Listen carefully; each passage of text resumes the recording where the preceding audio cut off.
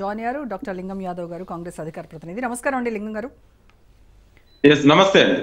So లింగం యాదవ్ గారు, ఎలాంటి అవినీతి మచ్చలేనటువంటి ఒక ఐఏఎస్ అధికారి all of a sudden VRS తీసుకోవడం వెనక ఇద్దరు అధికార పార్టీకి సంబంధించినటువంటి వ్యక్తుల మధ్య పంపకాలు, ఈ వాటాలు నా వల్ల కాదు మహాప్రభో, నా దారి నేను చూసుకుంటాను అని చెప్పేసి ఆయన బయటికి వెళ్ళిపోవడం ఏంటి? అవినీతికి సంబంధించి రోజుకొక వార్త కాంగ్రెస్ పార్టీలో హల్చల్ చేస్తూ ఉంది. మొన్నటి వరకు చూస్తే పొంగులేటి సురేఖ, తర్వాత ఇప్పుడు జూపల్లి రేవంత్ ముఖ్యమంత్రి మీదనే ఎక్కువగా ఫోకస్ చేస్తున్నటువంటి పరిస్థితి.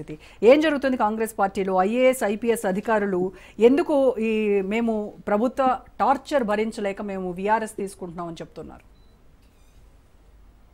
గుడ్ ఈవినింగ్ అండి. ముందుగా మీకు, రాజ్ న్యూస్ ప్రేక్షకులకు, కో ప్యానలిస్టులకు డెఫినెట్గా ఇవాళ కాంగ్రెస్ ప్రజాప్రభుత్వం ఇవాళ గౌరవనీయ ముఖ్యమంత్రి రేవంత్ రెడ్డి గారి ఆధ్వర్యంలో జరుగుతున్నటువంటి అభివృద్ధి, సంక్షేమం, సామాజిక న్యాయాన్ని చూస్తూ ఓర్వలేక ఇవాళ అధికారం కోల్పోయిన తర్వాత ఇవాళ కేటీఆర్ బీఆర్ఎస్ నాయకులు ఏదో పిచ్చి పట్టినట్టు ఏది పడితే అది బీఆర్ఎస్ నాయకులు కేటీఆర్ మాట్లాడుతున్నారు.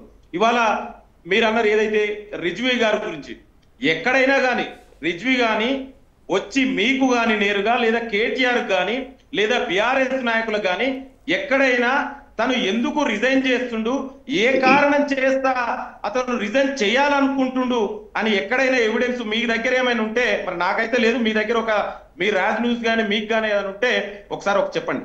అంటే ఇవాళ కేసీఆర్ కేటీఆర్ వాళ్ళకి ఏది ప్రభుత్వం మీద ఇవాళ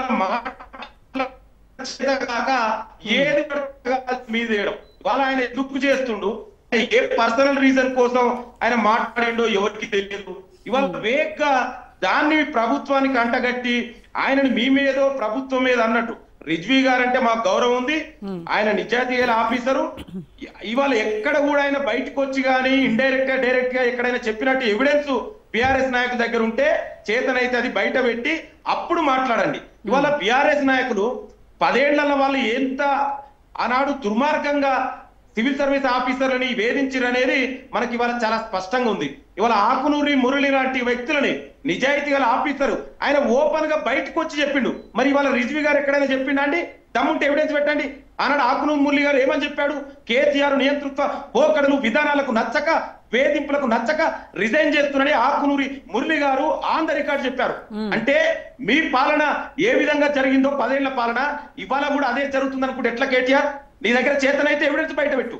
ఇవాళ సొంత చెల్లె బయటకు వచ్చి కేసీఆర్ చుట్టూ దయ్యాలు ఉన్నాయన్నది. మరి చెల్లె మనసులో ఏముందో తెలుసుకోలేని అసమర్థత బ్రదరు మరి రిజ్వీ గారి మనసులో ఏముందో తెలుసుకుండా నేనా ఆయన బయటకు వచ్చి చెప్పిండా? ముందు మీ చెల్లె చెప్పిన దానికి సమాధానం చెప్పు. కేసీఆర్ చుట్టూ దయ్యాలు ఉన్నాయన్నారు, మరి సొంత చెల్లెతోటే మాట్లాడని వ్యక్తి నువ్వు, నీకు రిజ్వీ గారు వచ్చి నీకు చెప్పిండా? చెప్పాలండి మరి ఎవిడెన్స్.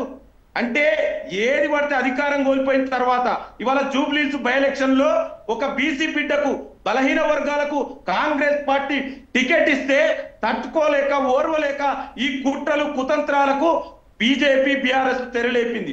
ఇవాళ నేను కేటీఆర్ ని చాలా సూటిగా ప్రశ్నిస్తున్నా, అయ్యా మరి మొన్న నా బీసీ బిడ్డలు అన్ని పొలిటికల్ పార్టీలు, బీసీ సంఘాలు, కుల సంఘాలు 42% రిజర్వేషన్ నరేంద్ర మోడీకి బీజేపీకి వ్యతిరేకంగా ధర్నా చేస్తే మరి ఆనాడు ఎక్కడున్నావయ్యా?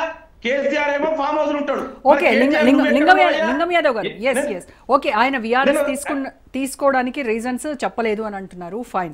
అయితే ఒక్కసారి ఈ విషయంలోకి పూర్తిగా డీటెయిల్స్లోకి వెళ్తే, మరి ఎందుకు 11 ఏళ్లుగా పాత కంపెనీకే ఈ టెండర్ కట్టబెడుతూ వస్తున్నారు? బీఆర్ఎస్ హయాంలో కొత్త టెండర్లను పిలిచినప్పటికీ అవి వద్దు అని చెప్పేసి అవి అలా హోల్డ్ చేసి మళ్ళీ పాత కంపెనీకే ఎందుకు టెండర్లు ఇస్తూ ఉన్నారు? హాలోగ్రామ్ లేబుల్స్ అనేవి రేవంత్ రెడ్డి అల్లుడికి సంబంధించి కట్టబెట్టాలి అని ఆయన, లేదు నాకు కొడుకే ఇవ్వాలి అని చెప్పేసి జూపల్లి మధ్య వాగ్వాదం జరిగింది. వాళ్ళిద్దరికీ సంబంధించి ఒక పొసగట్లేదు ఈ విషయంలో. 500 కోట్ల టెండర్ విషయంలో జరుగుతున్నటువంటి తతంగం ఇదంతా. దీనికి రిజ్వీ తట్టుకోలేక ఎవరికి చెప్పలేక ఆయన సొంతంగా విఆర్ఎస్ నిర్ణయం తీసుకున్నారు అనేది ఒక వాదన. దీన్ని ఏం చెప్తారు మీరు? పిఎండి రోజా గారు, మీరు రైట్లీ చేయండి. మీరు ఒక పాయింట్ ని చాలా స్పష్టంగా చెప్పారు. 11 అంటే గత 10 సంవత్సరాలుగా అధికారంలో ఉన్నటువంటి ఏ పార్టీ అండి? ఇవాళ కేటీఆర్ అనుచరుడికి ఇవాళ టెండర్లు రాలేదనేదనా? అంటే నీ కేటీఆర్ బాధ ఏంది?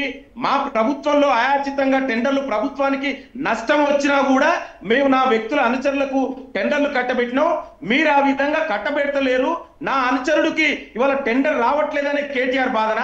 ఇవాళ ప్రభుత్వానికి నష్టం వస్తే ప్రభుత్వం చూస్తూ ఊకోదండి, డెఫినెట్ కూడా ప్రభుత్వ ఖజానా నిండాలి. Right, okay. పదేళ్లుగా ఒక నిమిషం లింగం యాదవ్ గారు, 10 ఏళ్లుగా బీఆర్ఎస్ ఒక కంపెనీకే ఇచ్చింది కదా, మరి మీరు 2 ఏళ్ళు అయింది కదా వచ్చి అధికారంలోకి, మరి మీరు ఎందుకు క్యాన్సిల్ చేయలేకపోయారు ఆ టెండర్? ఆ కంపెనీకి తీసేసి బిడ్డింగ్ చేసి మళ్ళీ వేరే కంపెనీ. టెండర్లు ఈ గవర్నమెంట్ వచ్చినాక టెండర్లు రాలేదండి, అందుకే ఇవాళ ఈ గవర్నమెంట్ పారదర్శకంగా టెండర్లు పిలుస్తేనే కదా ఇవాళ కేటీఆర్ తన అంచనకు రాదని ఆక్రోశం వెళ్ళగొస్తుండు. నేను ఒక విషయం చెప్తాండి, ఇవాళ 10 ఏళ్ల తెలంగాణని డ్రగ్స్ తెలంగాణగా ఇవాళ లిక్కర్ తెలంగాణగా మార్చింది ఎవరండి? దేశ చరిత్రలోనే ఒక మహిళ ఢిల్లీకి పోయి తెలంగాణ చాలదన్నట్టు వీళ్ళ చెల్లె ఢిల్లీకి పోయి లిక్కర్ దందా చేసి ఢిల్లీలో తిహార్ జైల్లో అరెస్ట్ అయ్యి ఎవరు అరెస్ట్ అయిందో మనకు తెలియదండి. ఇవాళ ఢిల్లీలో లిక్కర్ దందా చేసింది ఎవరండి? ఇవాళ తెలంగాణలో మనందరికీ తెలుసండి. రిజ్వీ విఆర్ఎస్ గురించి మాట్లాడమంటే వాళ్ళ చెల్లి గురించి వాళ్ళ అక్క గురించి ఈ విషయాల తర్వాత మాట్లాడదాం. రిజ్వీ విఆర్ఎస్ గురించి మనం పర్టికులర్ గా ఈ రోజు డిబేట్ లో మాట్లాడుతున్నాము. విఆర్ఎస్ తీసుకోవాల్సినటువంటి అవసరం ఏమొచ్చింది, అది ఆయన పర్సనల్ రీజన్ అని మీరు చెప్తున్నారు. నేను అడుగుతున్నాను టెండర్ల గురించి, ఎందుకు పాతదానికే కంటిన్యూ చేస్తూ ఉన్నారు? మీరు ఎందుకు దీన్ని ఇది చేయలేకపోయారు, ఆపలేకపోయారు? అదే రోజా గారు ఇవాళ ఆపాలనే ముఖ్యమంత్రి మంత్రి గారు చాలా స్పష్టంగా దాని మీద రిపోర్ట్ అడిగారు, దానికి అనుగుణంగానే ఇవాళ దాని చర్చ జరుగుతుంది. ఇవాళ కావలసుకొని బాధ ఏంటండి, రిజ్వీని ఎందుకు 4 సార్లు 2 ఏళ్లలోనే 4 సార్లు ఆయన్ని ట్రాన్స్ఫర్ చేయాల్సిన అవసరం ఏమొచ్చింది? అండి మీరు సీనియర్ జర్నలిస్ట్ రోజా గారు, ప్రభుత్వం తన యొక్క ఆఫీసర్లు ఎవరు ఎక్కడ పెట్టుకోవాలనేది ప్రభుత్వానికి సంబంధించిన విషయం.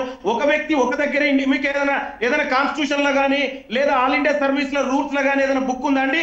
ఒక వ్యక్తి ఇన్ని సంవత్సరాలు ఇక్కడే పని చేయాలని అది ప్రభుత్వం తనకు వాళ్ళని వివిధ డిపార్ట్మెంట్లకు చేంజ్ చేసుకో, అది అంతర్గతంగా జరిగే ప్రభుత్వ విధానం అండి.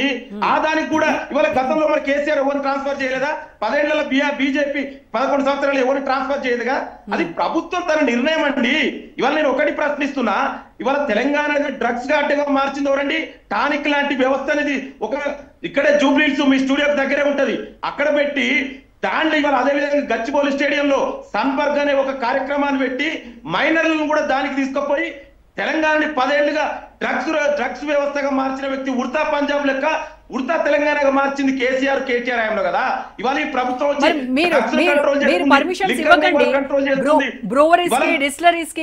పర్మిషన్స్ ఇవ్వకండి, మీరు ఆపేయండి.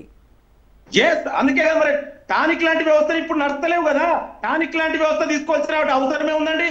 ఎవరు పెట్టించారండి టానిక్? అంటే తెలంగాణలో మెడికల్ షాప్ లో మందులు అనుకుంటారండి నా అమాయక తెలంగాణలో. కానీ కేటీఆర్ తన అనుచరుల మీద పెట్టించి ఇవాళ ఎట్లాంటి విదేశీ సంస్కృతిని తెలంగాణకు తీసుకొచ్చి సన్బర్గ్ కార్యక్రమం గచ్చిబౌలిలో ఆనాడు టూరిజం డిపార్ట్మెంట్ యాడ్ ఇచ్చింది, మైనర్లను తీసుకున్నారు. సన్బర్గ్ కార్యక్రమాలు ఏం చేస్తుందో తెలుసా అండి మీకు? అక్కడ ఎవరు పాల్గొంటారో తెలుసా అండి? యువతి యువకులని కావలసుకొని ప్రభుత్వం చేత అందులో అలౌ చేసిరు. అట్లాంటి దుర్మార్గ ప్రభుత్వం, లిక్కర్ స్కామ్ లో అరెస్ట్ అయిన ప్రభుత్వం. మీరు ఇవాళ కేటీఆర్ మాట్లాడికి కనీసం నైతిక అర్హత ఉండాలి. ఏ మాట్లాడతామండి?